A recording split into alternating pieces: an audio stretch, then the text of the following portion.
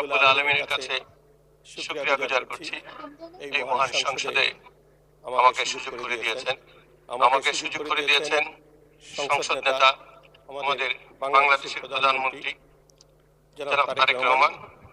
আমি ধন্যবাদ জানাই আমার শরীয়তপুর 2 নির্বাচনী এলাকার নড়িয়া সত্যপুরের সাধারণ মানুষকে, যারা আমাকে ভোট দিয়ে এই সংসদে পাঠিয়েছেন, যাদের সুখ দুঃখের কথা নিয়ে মাননীয় স্পিকার আপনার মাধ্যমে আমাদের জনপ্রতিনিধিদের অবহিত করা এবং মাননীয় মন্ত্রীদেরকে অবহিত করা। মাননীয় স্পিকার, 27 তারিখ পর্যন্ত চেষ্টা করছি, আজকে 2 তারিখের সুযোগ পেলাম। যেখানে কাজকাটা তাদেরগঞ্জ উপজেলা একটা ইউনিয়ন আছে, সেখানে প্রায় 2.5 থেকে 3 কিলোমিটার নদী ভেঙে নিয়ে গিয়েছে এবং প্রায় 500 মিটার ভিতরে ঢুকে গিয়েছে। তাদের আর্তনাদ শুনানির জন্য আমাকে 6 দিন সময় নিতে হলো।